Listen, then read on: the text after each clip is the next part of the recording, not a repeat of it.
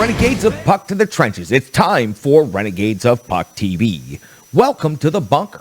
Welcome to the essence of No Half Steppin'. I'm your host and captain, Crazy Charlie Saunier, and before we start with the No Half Steppin' hockey coverage, I'd like to direct you to renegadesofpuck.com. Once you go to renegadesofpuck.com, you'll learn all of the information about the Renegades of Puck. And once you click on that merchandise link, you'll get access to all of the incredible gimmicks from the Renegades of Puck. You'll find the classic logo t-shirt, the Pride logo t-shirt, and of course, the other 50 or so odd gimmicks that we have become so famous for over the years. Socks, throw pillows, wall art, bed sets, it makes no difference to the Renegades of Puck. We've sold out so that you can buy in. All profits made from selling Renegades of Puck merchandise go directly to the Renegades of Puck. It's important for me to let you know that.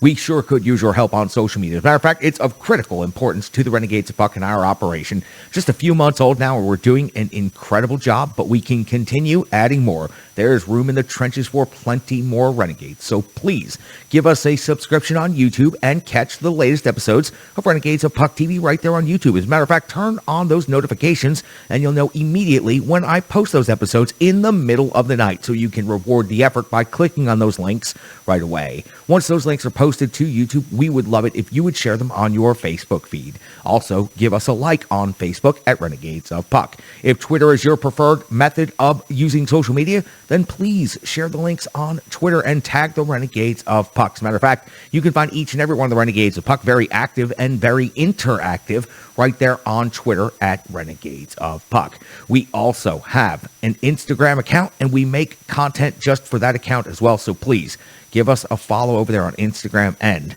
of critical importance, our audio-only podcast, currently on SoundCloud, but soon moving to a brand new home. More details on that soon, but it is going to become very important that you follow along with the audio version of the podcast. A radio show that existed for over 10 years can now be found in the same exact format, just now is a podcast. We are also on Twitch. It's our live stream behind the scenes look at Renegades of Puck TV and everything that we do here behind the scenes. It's not pretty, it's real broadcasting. We go plug to plug, which means I show you exactly how I set up the entire studio. Then I jump behind the console right here and I host an episode of Renegades of Puck TV. And then I break down the entire studio all on one live stream. I can also interact with the audience during Renegades of Puck TV tapings, as I can see the chat from our Twitch feed and I can interact. As a matter of fact, I see Greek goalie right there, and we are talking about the LA Kings and their potential playoff spot. So join the conversation, join the community over on Twitch. F-bombs, second takes, mistakes. The only place you're going to find those is over on our live stream. You can become a partner of the Renegades of Puck by going to Venmo and searching Renegades of Puck, or just scan the QR code that's on your screen right now. We've received some incredible donations from some mysterious benefactors who remain nameless, and you will remain nameless as you have requested. Stick taps, love, and respect to you, though. I know that you're watching, and it is very much appreciated. Any donation that you make goes directly to the Renegades of Puck and goes directly to helping us continue building out our operations. New equipment, new technology, more microphones, all of it. We need it. And advertising. We've got to get that name out there. So anything you can help us donate is going into a fund that's going to help grow the brand right here from the Renegades of Puck. So stick taps, love, and respect to each and every one of you for helping us out by giving us a donation on Venmo. Now, let's get to that no half-step in hockey coverage, as only I and the Renegades of Puck can deliver the goods. It's operation number 636. That's right, show number 636 for the Renegades. Puck and all the state and hockey history. The Nashville Preds currently find themselves in fourth place in the Central Division. 74 games played. They have a record of 42-27-5.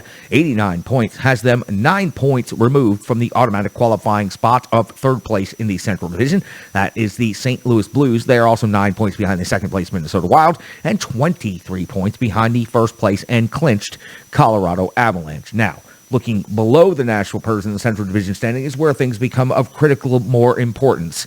The Nashville Preds are now tied with the fifth place Dallas Stars, who also have 89 points, and they are 8 points ahead of the sixth place Winnipeg Jets. The Nashville Preds' next opponent happens to be the seventh place Chicago Blackhawks, who have 61 points, and the Nashville Predators are currently 28 points ahead of the Chicago Blackhawks. All of these teams that I have just mentioned have played in 74 games, except For the Minnesota Wild, the Dallas Stars have an identical record to the Nashville Preds of 42-27-5, so you have to go all the way into the tie-breaking categories for the Nashville Preds to still currently be in fourth place in the Central Division. Now, this, of course, affects the wild card standings as well, which is becoming much more the focus with 8 games remaining. Highly improbable that the Nashville Preds are going to be able to displace either St. Louis or Minnesota for the third spot in the Central Division. So we will start focusing with more emphasis on the wild card race. The Nashville Preds are currently sitting in the number 1 spot in the Western Conference wild card race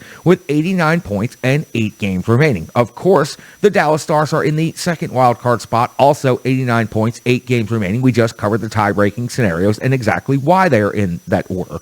The Vegas Golden Knights, with their victory tonight, have 87 points and 7 games remaining. So the Nashville Preds and the Dallas Stars are 2 points ahead of the Vegas Golden Knights, and only 2 of those 3 teams are going to go to the playoffs. The Vancouver Canucks are still mathematically alive with 8 games remaining and 82 points, but it's highly improbable that they're going to be able to displace Vegas and then move up into the wild card spots with so few games remaining. So for the Nashville Preds, it's now moving forward and focusing on the rest of this homestand. On home ice, the Nashville Preds have a record of 23-13-0, a goal differential of plus 23. Their next opponent, the Blackhawks, I've already mentioned their road record, 13-18-5. They have a goal differential of minus 66 on the season.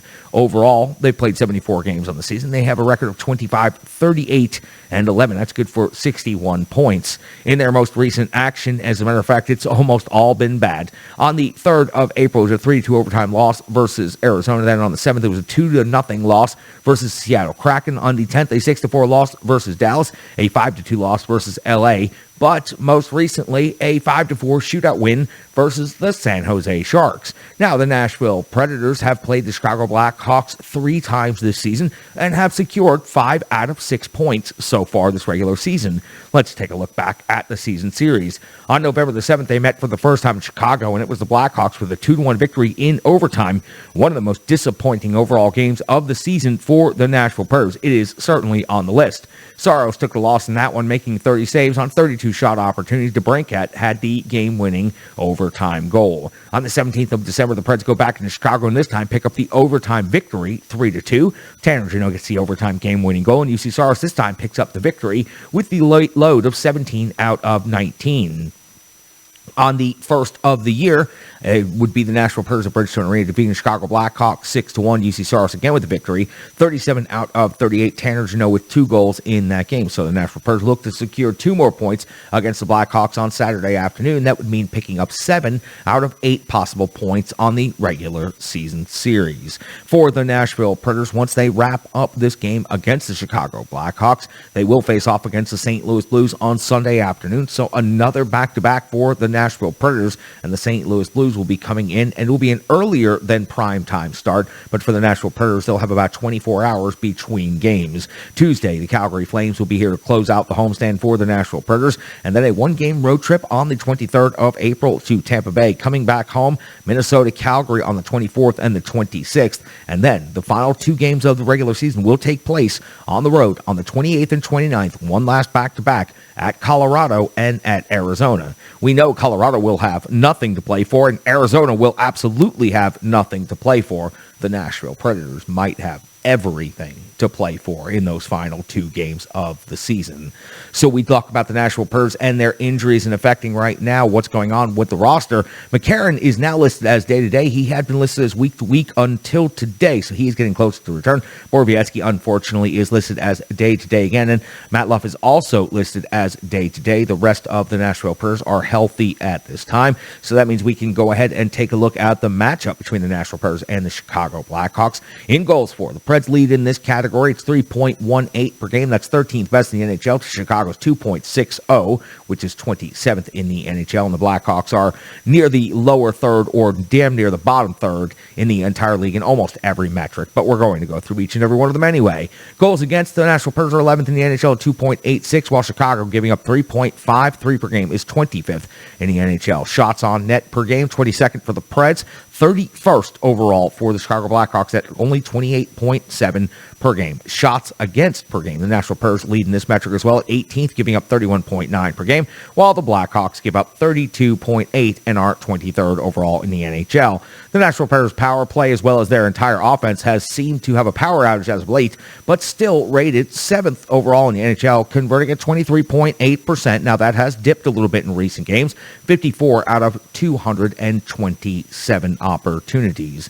The Chicago Blackhawks power play is rated 18th in the NHL. They convert 45 times on 218 opportunities. That's 20.6%. On the penalty kill, the Preds have the 15th best penalty kill in the league, right there in the middle of the league, 79.8% overall, while the Blackhawks are at 24th. Of course, you know that every one of these teams has high-skilled individual players, and that's league-wide in the NHL. It's the best league on the planet, and there is no doubt that this series features some of the best players in the league overall. Patrick Kane leads the Chicago Blackhawks in scoring now, 24 goals and 62 assists after their victory tonight in San Jose, 86 points on the season. DeBrincat, 39 goals and 31 assists for 70 points. Jones, 5 goals and 44 assists for 49 points. Strome, 21 and 24 for 45. And Taves, 11 and 20 for 31. Kane, DeBrincat, Jones, Strome, Taves, these are players that all typically have very good games against the Nashville Predators, regardless of where the Blackhawks are in the standings. It doesn't matter. The Blackhawks have been damn near the bottom of the standings for years now, and they're always good against the Nashville Predators. At least these individual players are. Lankinen in net is 4-12 and 6 and 8.86 save percentage, a 3.66 goals against average. But again, he has shown in the past that he can play very good against this Nashville Predators team. Looking on the other side of the ledger at the Preds stats, Roman Josi has not picked up a point in a couple of games now, 19 goals and 68 assists for 87 points. Matt Duchene, 38 goals and 37 assists for 75 points. Philip Forsberg hasn't scored a goal in a while, 38 goals and 34 assists for 72 points. Ryan Johansson, 23 and 34 for 57. Granlund, 9 and 44 for 53. And UC Saros' most updated statistical numbers are 36, 23 and 3 on the record. Still number one overall in the NHL in total team victories at 36, 921 save percentage, 2.53 goals against average. For the Nashville Predators, it is very simple. The Chicago Blackhawks team are a cellar-dwelling team, and they need to be stepped on. The Preds need to take 7 out of 8 points to ensure that they can continue to control their destiny, not only in the Central Division, but, of course, in the wild card playoff race. It's now time for the Rebirth Sports full game recap. Rebirth Sports, you can find them online, and I encourage you to check out their website at rebirthsports.com. And you can also find them on social media, Facebook, Instagram, Twitter, Rebirth Sports. Very easy to find. Please check them out. They are not just jersey makers, they're hockey tailors, and they can outfit your entire hockey operation, as they do the Renegades of Puck. You see me right now wearing the home jersey, you see me wearing the road jersey and the third jersey right here in the bunker, and when you see me out there skating at the rink in league play for the Mighty Drunks, winning Stanley Keg after Stanley Keg, playing in tournaments, playing in charity events, and skating in the U.S. Pond Hockey Championships, wherever I go, wherever I skate, I get asked by everyone, where did you get those threads? And I love standing around and talking with them for a whole lot longer than they want to hear about. I tell them all about Rebirth Sports because they make an incredible product, and it goes so far beyond that. They're incredible partners, yes, of course, but they're incredible people, and I love talking about incredible people, and I love talking about the team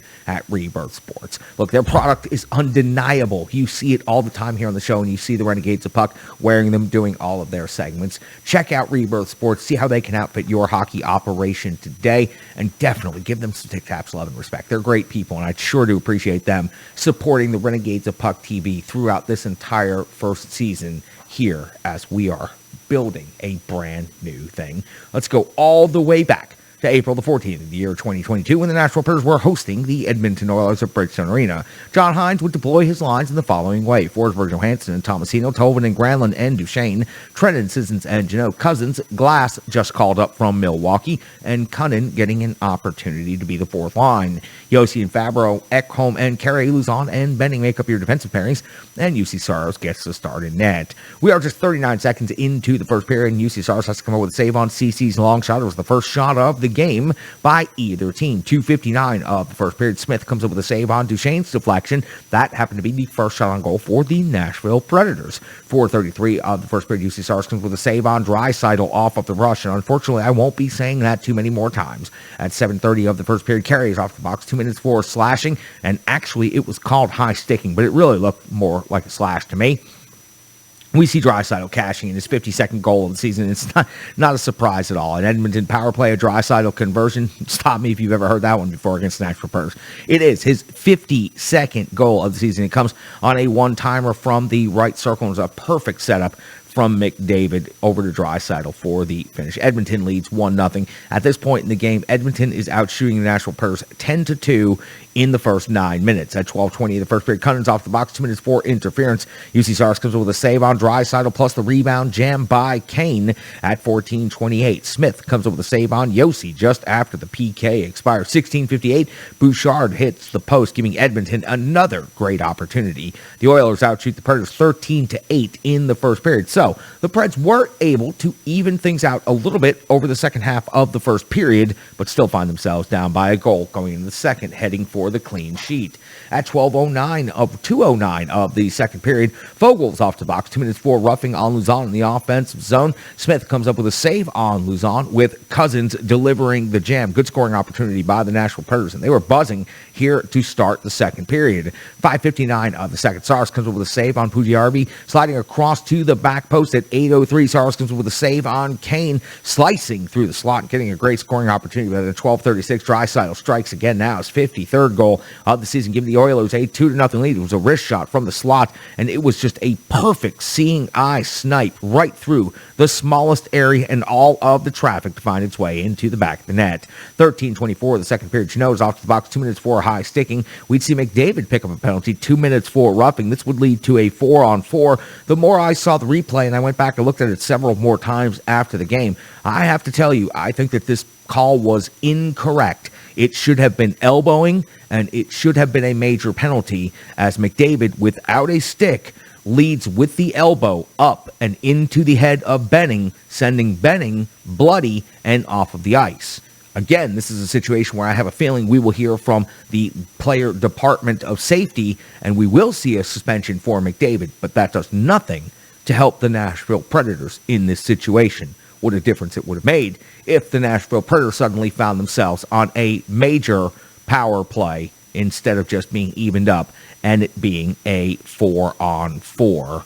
For the Nashville Predators, they would give up a shorthanded goal off of the rush to Nurse. His 9th goal of the season in this game is just getting away from the team very quickly. As now Edmonton's leading 3-0, and the Oilers are out shooting the Preds 26-18 at the end of the second period. We go into the third period, and the Preds clearly got the message from their head coach, because they come out buzzing in the third period. 24 seconds into the third, Smith robs Matt Duchene with the glove while sprawled out right there along the post just above the pad. At 3:45, it appears the Nashville Predators have scored the first goal of the game, and it looks like Sissons has the jam, following up on Trennan's scoring opportunity, jamming the puck into the net. It was challenged for offsides, and it was ruled no goal, and upon immediate look at the play, the zone entry was clearly offsides. Take the goal off the board, set the clock back. Nashville Predators still down by 3 in the third period. 4:43, UC Saros is still working hard in this game, but the Nashville Predators offense is doing nothing. 9:51, Luzon's off the box, 2 minutes for holding, and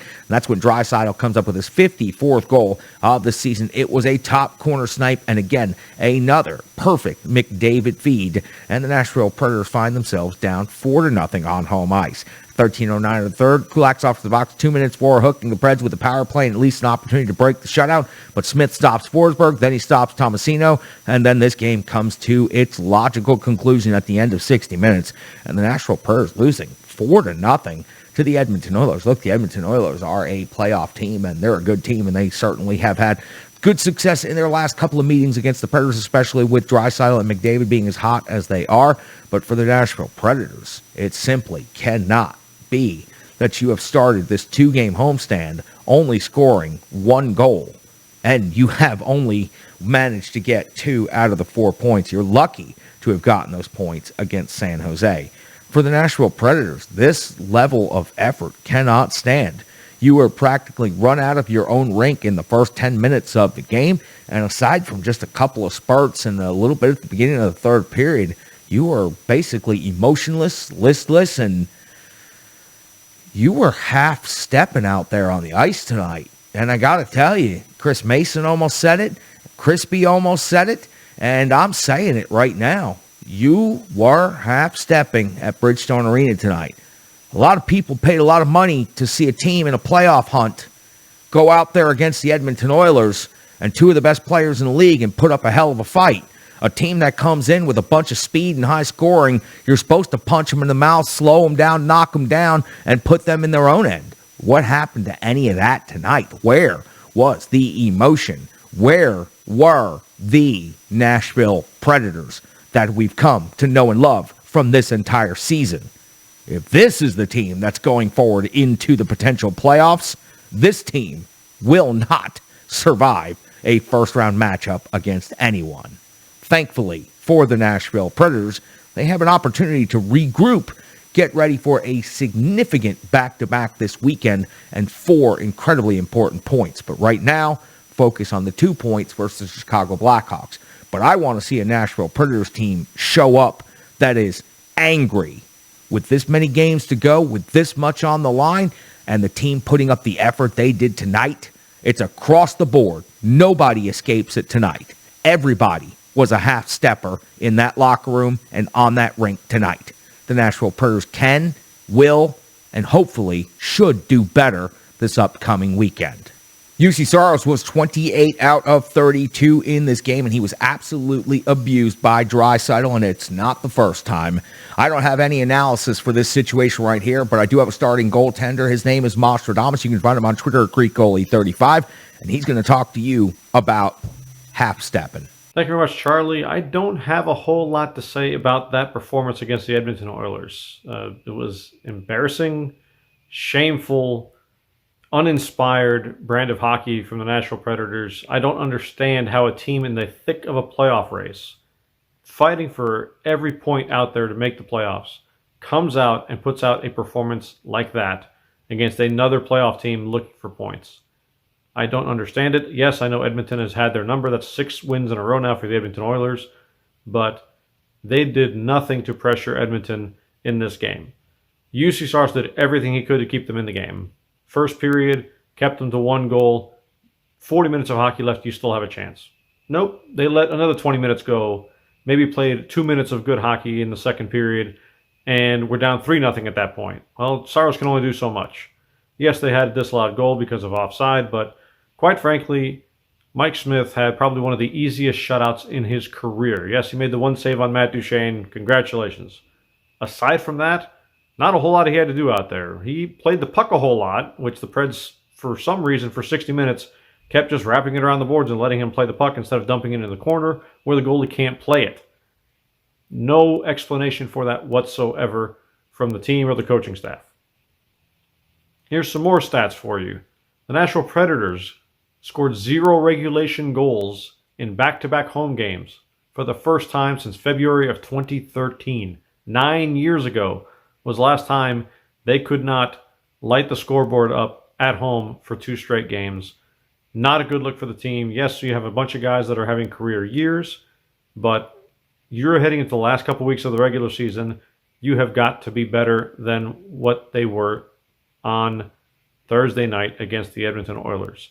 There are no 2 ways about it. Vegas smoked Calgary that night. Dallas got a point against Minnesota. LA might be their backdoor chance of making the playoffs, but good luck if you're going to face Colorado in the first round. The schedule doesn't get easier for the Nashville Predators. They have 8 games left. First against Chicago, last against Arizona. In between that time, you have St. Louis, Calgary twice, Tampa Bay, Minnesota, and Colorado. Good luck getting points out of those, guys. I think Saturday is an absolute must-win game for the Nashville Predators if they want to make the playoffs. Again, LA might be their backdoor opportunity. If Vegas surpasses LA in the Pacific Division, LA has 88 points, only have 6 games left. However, none of LA's opponents in the last 6 games are playoff teams. So LA does have the opportunity to get points in that scenario where Nashville, very, very difficult schedule down the stretch. And if they play like they did Thursday night against Edmonton, the Nashville Predators, it's been quite a ride this season. They were not expected to make the playoffs, but they've been in a playoff spot pretty much all season long. And it would be a shame for the last couple weeks of the season to ruin what's been a really great run and an unexpectedly good Nashville Predators season. You don't want to throw it away the last couple weeks. You've worked this hard. keep going at it, keep digging, keep grinding, get yourself into the playoffs, and face the Colorado Avalanche, face the Calgary Flames. Doesn't matter. Get in the playoffs. We saw what happened 5 years ago. As long as you get in, you have a chance. You can find him on Twitter at GreekGoalie35. He's the starting goaltender of the Renegades of Puck. And Tap Between the Pipes sits well within his domain. And I'm sorry that he even had to come into the bunker tonight to talk about that half-step. And it's just simply not a good enough effort from a team that is hoping to control their own destiny moving forward. You are out of room for error at this point in time, with everything being as close as it is. Strong Style Fitness is another incredible partner of the Renegades of Puck, and Stick Tap's love and respect to Tracy over at Strong Style Fit. We sure do appreciate everything she has done to help us out. She has made 150 of her workouts completely donation-based and on-demand. That's right there, free to you, Renegades of Puck. I've seen the results, I've experienced the results, and I know that you can too. Check it out today, strongstylefit.com, or social media, Facebook, Instagram, and Twitter. New workouts will be coming soon, and they'll be filming in the studio right next to the bunker. So we sure do appreciate everything that Strong Style Fitness has done to help with the Renegades of Puck. He's not a half-stepper, but he's going to be talking about half-stepping. He is the one and only Sean C. Smith. He's at SCSOTF on Twitter. You can find his work on theforecheck.com. I find his work to be incredible. I think he's one groovy human being, but unfortunately I've had to call him into the trenches tonight to bring you the intel that you do not want to know, the intel that may lead you to believe that the Nashville Predators were half-stepping tonight. Thanks, Charlie. Hey, Renegades. Sean C. Smith. We're going to talk about this game against the Oilers. I'm going to do the old coin flip thing. I think whenever there's a loss, we need to make sure we take the good with the bad. So let's go ahead and flip the coin. Heads is going to be we'll start with the good. Tails is going to be we're going to start with the bad. So let's give her a flip and see what happens. Oh, it landed on tails.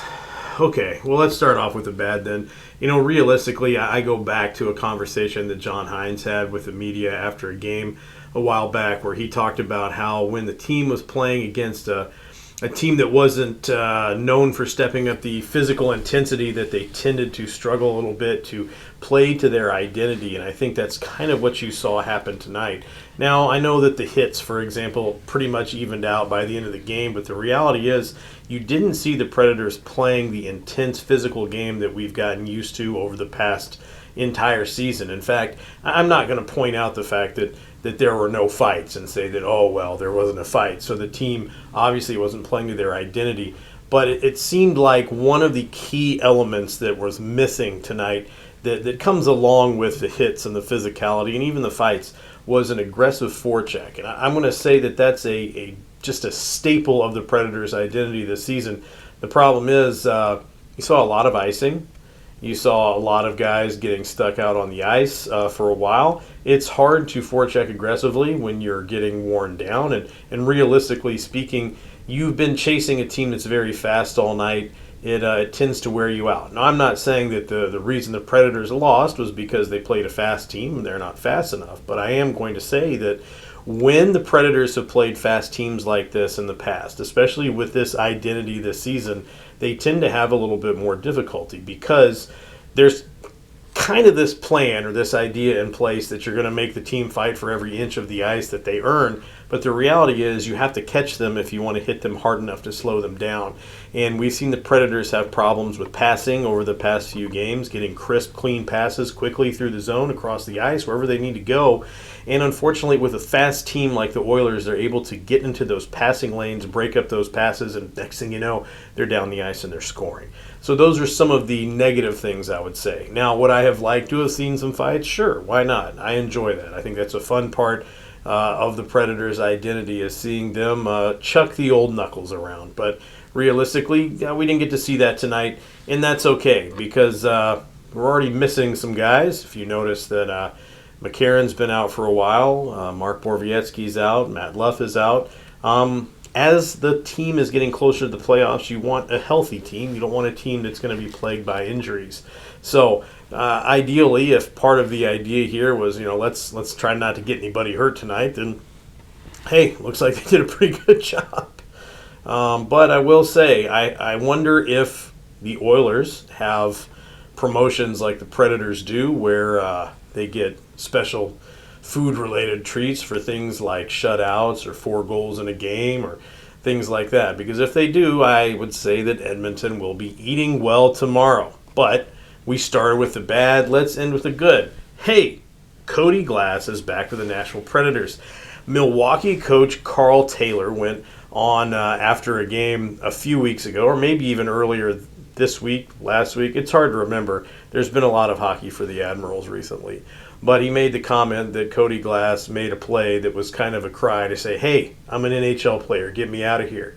And when your AHL coach is saying that about you, that should let you know that, hey, this guy is ready to move up. And I tell you what, I saw a night and day difference between the Cody Glass we saw at the beginning of the season versus the Cody Glass we saw tonight. And I'm going to say this. I will bang the Carl Taylor drum as loudly as necessary and possible to get people to understand what a wonderful part of the Predators organization he is. He does an outstanding job, along with the guys he has around him, of developing players in Milwaukee and getting them ready for the NHL. Look what he's done with a lot of other guys that have come up recently and made an impact for the Predators. Cody Glass, when he was sent, I said, hey, nothing wrong with getting some time with Carl Taylor. And this was good, dedicated time with Carl Taylor. He spent almost the entire season in Milwaukee with Carl Taylor. And look what he's done. He's come back. And what's changed in his game? Okay, let's be realistic. He was centering the fourth line with Luke Cunnin and Nick Cousins. You're not looking to have, okay, this is our top scoring line. They're going to go out and have a big offensive impact. They're doing other things out there that need to be done. But Cody Glass looked like he was a lot more confident when he had the puck. He looked more confident away from the puck. And the biggest thing I'll say is that his decision-making seemed a lot better. You can tell he has an offensive mindset out there. And so playing on that fourth line might have been a little bit different than what he's used to in Milwaukee. But he looks a lot faster too. And so it's not just that he's worked on his game and getting better with his puck decision making and things like that, but he's also gotten a lot faster, and he seems to be playing with an intensity that proves that he's not planning on going back to Milwaukee anytime soon. I was very happy to see him with the Predators. I'd like to see him stick with the Predators, and just like I think we've all been saying about guys like Tomasino, we want to see him get a chance higher up in the line to see what he can do on one of the higher lines. So those are kind of my takeaways from the game. Disappointed in the loss, sure. But the Predators have some work to do if they're going to solidify their playoff spot before the end of the season. So let's hope they can do that. Pretty disappointing. But at this point, I hate the fact that I kind of expect Edmonton to come into town and have their way with the team. So I'd like to see them give a little bit more pushback next time Edmonton comes to town and see if they can get the job done. With that, Charlie, I'm going to send it back over to you. You can find him on Twitter at SCSOTF. Check out his work on theforecheck.com. And stick taps, love and respect to you, Sean. I sure do appreciate you jumping in the trenches. I know the half-stepping intel is not what you want to deliver to the Renegades of Puck. So hopefully we will have much more significant intel for you to bring to the Renegades this weekend. We've got to talk about Stripe Digital Solutions, my final partner to discuss on the show. 3 great partners, and I love all of these people and these businesses. They help me so much. Stripe Digital Solutions, let me tell you how Stripe Digital Solutions helps. It's in so many different ways, layers and levels, and Stripe Digital Solutions can do the same for you. And let me talk about the layers, the logo on the wall, the crest on the jersey right here, and then as we continue moving out, renegadesofpuck.com. All of our social media branding, all of our building, our advertising, all of that is being run by Stripe Digital Solutions. And we are so thankful and so appreciative because in the modern world, there are so many different platforms and so many different nuances that you have to be a master of in order to run your small business and promote what you are doing. If you're putting in the work and you're building the content, but nobody's seeing it because you don't know how to properly post it across all of the different spectrums and platforms, then you're doing a disservice to your business, your audience, your customers, your clients, and everyone else out there. So please become a pro at it and do that by utilizing the services of Stripe Digital Solutions. Please send stick taps, love, and respect over to Brandy at Stripe Digital Solutions. They do an incredible job. They're an incredible team, and they are incredible artists as well. I look forward to the next project I will have coming up with Stripe Digital Solutions, and hopefully That'll be coming up here very soon. Brian Basson leads the Renegade Analytics desk, and I don't know what numbers he's going to crunch. I don't even know if he's got a magic number. I hope he does. I'm just going to put question marks all over his graphics as he's going along because I have no idea. What I do know is that, again, there was half-stepping a foot on the rink tonight. I didn't appreciate it. I didn't like it, and I don't want to be here talking about it too much longer. Brian Basson, please, talk to the people. Thanks a lot, Charlie. After tonight's 4-0 loss to the Edmonton Oilers, the Nashville Predators can't take too long to regroup, as this weekend brings a head-to-head series against Central Division rivals the Chicago Blackhawks and the St. Louis Blues. In addition to getting shut out tonight, the Predators also got very little help for their playoff hopes. The Dallas Stars lost in overtime to the Minnesota Wild, but they did gain a point, keeping the Stars in the second wildcard spot despite the identical record to the Predators. Nashville does hold the tiebreaker, which keeps them in the first spot. As for the magic number, it started at the night at 12. And looks like it may end that same way. Currently, Vegas is about to close out its victory over the Calgary Flames, meaning that the magic number is not going to change from 12. Nashville did not gain their 2 points, and Vegas looks to finish and get theirs. So, unfortunately, the number stays the same. But let's talk about the game a little bit more. After the game, we spoke with Matthias Ekholm, and he mentioned that despite just scoring 4 goals in the previous 4 games, the way that they played against San Jose could have easily resulted in multiple goals. And while this is true, there's a bigger cloud of doubt over this team heading towards the postseason. And the thing that really worries me about this team is regression.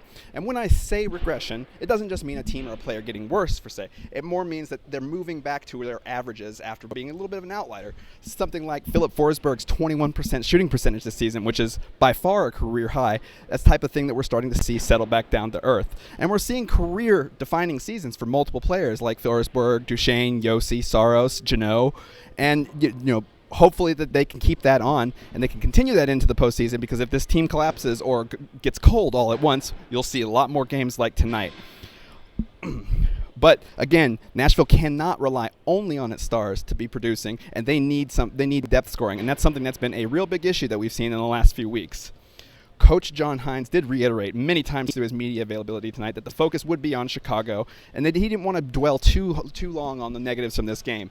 He said the phrase, not too high, not too low, several times this season, and it seems to have caught on, as we've heard it from Ekholm and Colton Sissons as well after the game, that same mentality. They're focused on the next game, fixing the things that they messed up, and trying to get it better and as they head towards the playoffs.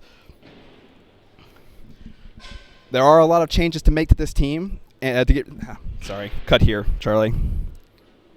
I'm going to start over on the Coach Hynes part. Coach John Hynes reiterated through his media availability that the focus would be on Chicago on Saturday heading into this weekend, and his not too high, not too low mentality seems to have caught on with his players as well. There are changes to make within this team to get ready for the postseason, but unfortunately for them, they're running out of time this season to make them. Let me do this a little bit more professional. You can find him on Twitter at Brian Baston. You can check out his work at ontheforecheck.com. He's got the charts you need to see and the numbers you need to know. If you step to him in the digital realm, you have made a critical mistake. So that wraps up our coverage of this game. Frankly, there's just not a lot to talk about. I am going to allow the team the opportunity to come back and show that they can prove that they are no half-steppers starting this Saturday against the Chicago Blackhawks. But everything I saw against the Edmonton Oilers tonight, that was half-stepping all the way. And if the Nashville Predators currently continue playing the way they've played these last couple of games, the offense has completely dried up. I don't know if the captain, Roman Josi, is trying to do too much suddenly. I don't know if Philip Forsberg is trying to do too much. I don't know what the offensive pressure seems to be on these guys all of a sudden, but they're gripping the sticks and they're getting tight at the worst possible time of the season. And as you watch Minnesota and St. Louis run away with the 2 and 3 seeds, and you see that Dallas seems to never ever give up the opportunity to pick up a point and continue chasing the Preds, and the Vegas Golden Knights are right there. They are closer than you think. Yes, they have less games than the Nashville Predators, but only by 1. So for the Nashville Predators over the next 8 games, they have to outplay the Dallas Stars and the Vegas Golden Knights to secure the playoff spot that would be most optimal for them. 7th place overall, the number 1 wild card, would lead to playing the Pacific Division winner. Listen, there's no guarantees when it comes to a best of 7, but for the Nashville Predators, I think walking into Colorado might be too much of a buzzsaw for the team where they stand today the Calgary Flames? Well, we'll find out, because the Preds will have 2 regular season meetings against the Calgary Flames at Bridgestone Arena before we wrap up the regular season and begin the playoffs. Again, the Preds have control of their own destiny, and with 8 games to go, as long as they handle that business and they get back to no half stepping, everything should be fine. But I want to see a team that's mad, and I want to see a team that leads the league in fighting majors, and I want to see Tanner Jeannot, who leads the team in hitting, come out and impose his physical will and lead this squad to victory over the Blackhawks on Saturday. We'll be right here in the bunker. It doesn't matter. We've got less than 24 hours to turn it around. Nobody does it better than us, and we will do it. So I'll see you Saturday, Renegades. Stick taps, love, and respect to each and every one of you. From Ostradamus, Sean C. Smith, Brian Baston, K. Perk, and each and every one of the Renegades. Stick taps, love, respect. I'm your host and captain, Crazy Charlie Saunier.